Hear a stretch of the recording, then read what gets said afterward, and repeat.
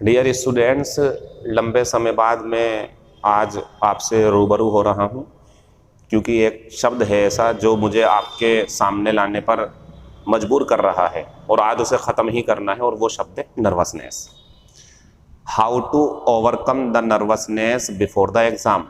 Exam किसी भी चीज़ का हो, इंटरव्यू क्यों ना हो, इस नर्वसनेस पर काबू कैसे पाया जाए एग्ज़ाम से पहले या इंटरव्यू से पहले।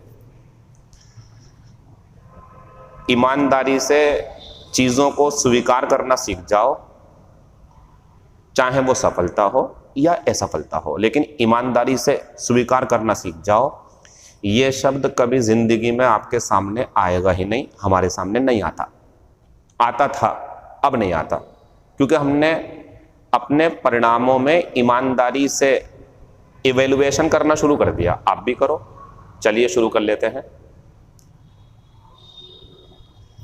अगर आपने अच्छे तरीके से पिछले 1 साल 8 महीने 9 महीने 6 महीने सभी क्लासेस, सभी सब्जेक्ट्स जैसे इंग्लिश, रीजनिंग और जीएस कंटिन्यू पढ़ी हैं,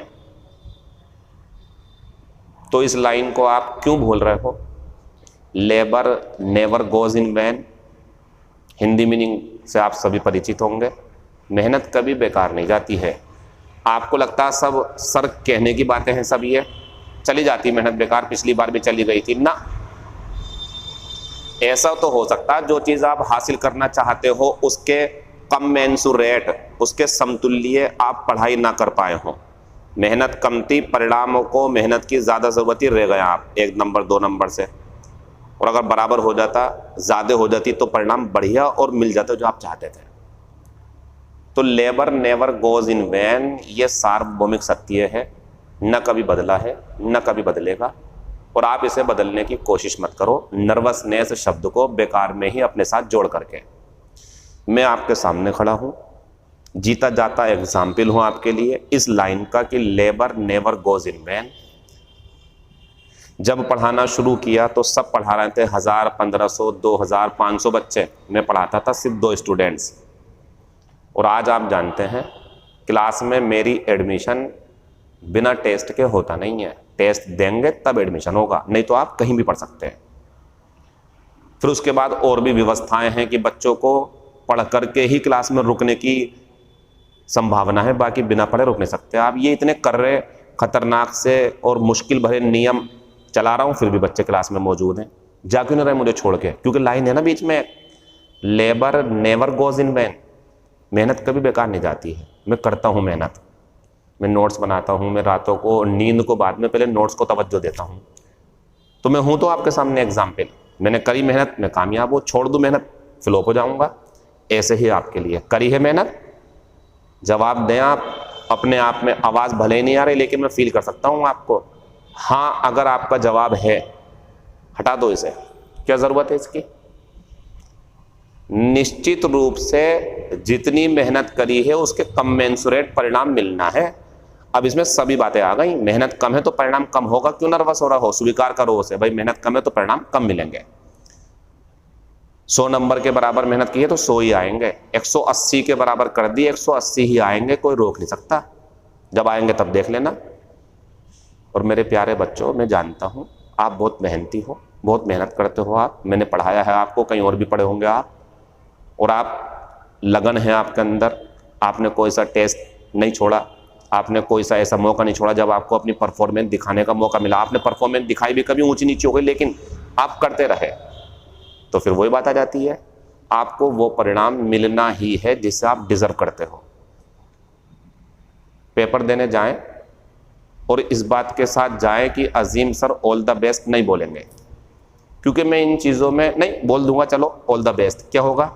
अच्छा हो जाएगा पेपर आपका, या जिनका अच्छा होना था उनका पेपर बिगड़ जाएगा अगर उन्होंने मेरी वीडियो नहीं देखी, क्योंकि उन्होंने मेरा ऑल द बेस्ट नहीं सुना। इन बातों से ही तो निकलना है आपको, इस मेंटेलिटी को ही तो पीछे छोड़ना है, एक नई मेंटेलिटी को अपनाना है। करूंगा कुछ बढ़िया सा तो मिल जाएगा कुछ बढ़िया सा, और नहीं करूंगा तो मिलेगा घटिया सा, और मिलेगा भी नहीं। बस ये आपके साथ में है।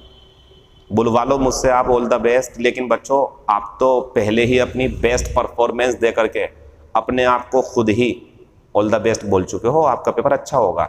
और दूसरी तरफ बच्चों आप खुद ही बिना मेहनत किए अपने पेपर के लिए अपने आप को ऑल द वर्स्ट, बेड की सुपरलेटिव डिग्री बोल रहा हूँ, ऑल द वर्स्ट तो आप पहले ही बोल चुके हो, क्यों मेरे ऑल द बेस्ट का इंतजार कर रहे हो आप।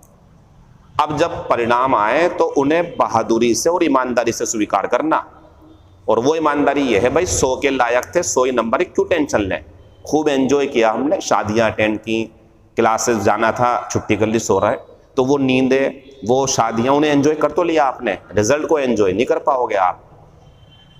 दूसरी तरफ जब त्याग किया है आपने, शादियां नहीं की, नींदें आ रही थी, आप निकल के आए बिस्तरों से, धूप लग रही थी, लेकिन फिर भी आप दीवारों का सहारा छाया में छुपते छुपते क्लास तक पहुंचे। सर्दी थी तो आप बढ़िया करके सर्दी का सामना करते हुए सुबह सुबह उठ के क्लासों में आए, बारिश पड़ रही तो अम्ब्रेला लेकर के आए। ये मेहनत कोई देख रहा है और परिणाम मिलने वाला आपको, बिल्कुल नर्वस ना हो, पेपर आपका बढ़िया होगा। पेपर करने का तरीका आपको ये रखना चाहिए, पहले क्वेश्चन से शुरू करो और ट्रेन की तरह भागो। ट्रेन की तरह भागने का मतलब जितनी जल्दी जल्दी क्वेश्चन हो सकते हैं करते रहो, जो छूट रहा है छूटने दो। और जब वापस आओगे तो जो छोड़ के गए हो आप क्वेश्चन, मेरा यकीन मानो अगर आप उसे पहले ही टाइम देते तो वो 2 मिनट में होता, लेकिन अब दोबारा जब लौट के आ रहा हो टाइम दोगे तो अब वो 30 सेकंड में हो सकता है। वजह दिमाग के फंक्शन की, जब हम किसी क्वेश्चन को करना शुरू करते हैं तो हमारा दिमाग सुप्त अवस्था में होता है, पैसिव फॉर्म में।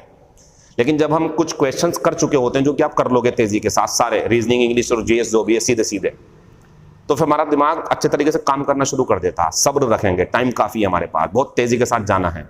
और जब वापस आओगे एक एक क्वेश्चन को करते हुए तरीके से, जिसमें 2 मिनट लगते उसमें आधा मिनट लगना है। जो क्वेश्चन नहीं हो पाता, परेशान करता, वो भी हो जाएगा, क्योंकि दिमाग ने अब अपनी पीक परफॉर्मेंस देनी शुरू कर दी। और यही होगा आपके साथ में। मेरी आप सभी से एक विनती है कि आप पेपर, अब नर्वसनेस नहीं है आपको, कहाँ है नर्वसनेस, खत्म हो गई नर्वसनेस, तो बोर्ड पे भी नहीं है, अब तो खत्म हो गई, ऐसी ही होगी।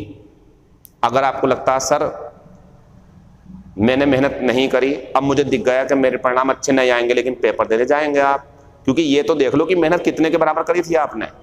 और बच्चों फिर लास्ट में मैं अपनी वीडियो को रोक रहा हूँ, अपनी बातें खत्म करूंगा, एक बात कहूंगा, अगर हम ईमानदारी से और बहादुरी से अपने परिणामों का सामना करने के लिए मैच्योर हो जाए तो कभी हमारे दिमाग में निगेटिव चीज़ नहीं आएगी। मैं ये कर लूँगा, मैं ये कर लूँगा, मैं मर जाऊँगा, मैं यहाँ चला जाऊँगा, छोड़ क्यों, अरे जो करा वो मिल तो गया, अच्छा करोगे तो और अच्छा मिल जाएगा, फिर से शुरुआत करो आप। एक उम्मीद है मेरे प्यारे बच्चों, आपके 150 प्लस ही मार्क्स आएंगे इंशाल्लाह, लेकिन कम आएंगे तो अब उम्मीद है मुझे ईमानदारी से आप ये बात स्वीकार कर लोगे, यार हाँ हम 100 के लायक ही थे, 100 हैं तो हमारे, कोई बात नहीं यार, हमने पढ़े ही नहीं तो 100 आएंगे, कोई टेंशन नहीं, बढ़िया कूल रहो। और दूसरी तरफ यार उसके 150 नंबर है, जेलसी मत रखो अपने दिल में, खुश रहो यार, चल कुछ है भैया, कुछ है ऐसा हमारे चारों तरफ जो यार परिणाम बिल्कुल नपे तुले देता है, बिल्कुल तराजू में 1 इंच का भी फर्क नहीं करता। क्यों, उसके 150 है तो उसको 150 के लायक है ना, वो 150 के ही लायक है, वो इतने ही डिजर्व करता है। और हो सकता है कि आप 170 के लायक हो, आपके 170 होंगे। सभी लोग पेपर देकर के आए, अपने डेस्टिनेशन पर 5 घंटे, कम से कम 6 घंटे का औसत दे करके जाएं। कभी कभी स्कूल गलत मिल जाते तो चेंज कर सकते हैं आप, इस तरीके से जाएं और आपका पेपर बहुत अच्छा होने वाला है, ऐसा मेरा मानना, क्योंकि मैं उन सभी से बातें कर रहा हूं जो मेहनती हैं, जो नहीं है वो उम्मीद है आगे मेहनत करेंगे। ऑल द बेस्ट बोल दिया, चलो ठीक है, जाइए पेपर देकर के आइए।